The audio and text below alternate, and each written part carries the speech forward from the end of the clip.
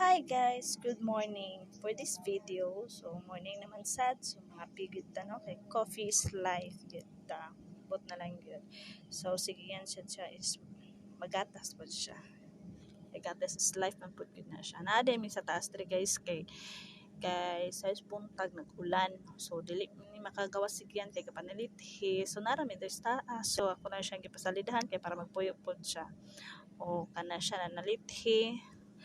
Medyo kusog-kusog siya nga panalithi, so anang gyud nako ginaog sige yan arami diri sa taas nangapi.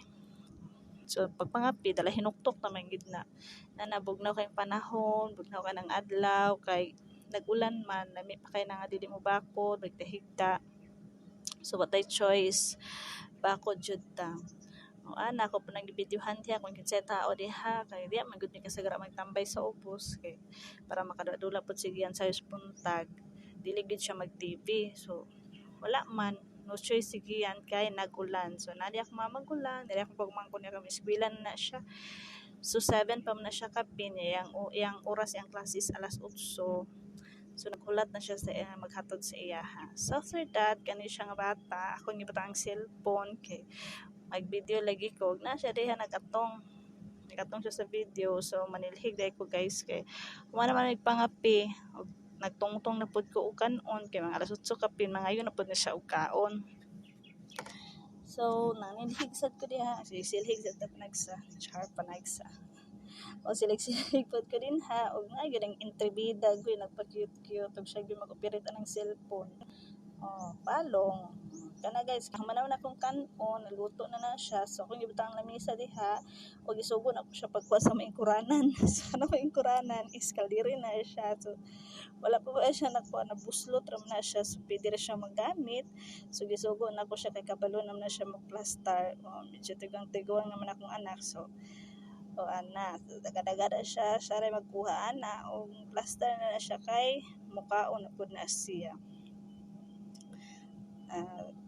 Diba? So malingkod na siya iyaha kay magsukad na pud ko para punahon gyud ako siya pakaon guys kay medyo dugay-dugay. Dili man siya dugay siya magkaon kay paspas man na siya makaon.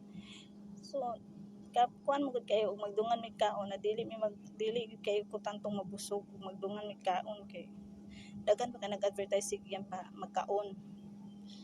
Mo dagsod ang guys sinununan og sa daw bihon. Ako rin na siyang ipalit kaganina no kay nag-ulan, so wala mi kaluto sa ubos. So mana siya kung siya gipakaon og pertigin yang duha ng pansit. Ay bihon di ay. Di ba na may pasayaw-sayaw ana siya daghan ka siya advertise magkaon. Ako ikaw maguban ka sa kaon, di ba? Di ka mabusog. Bigana siya, papa ko na nga sina. Papa, mami daw ko. Kaya ako kuno mami, di ako sina si papa. Pero try ta bata.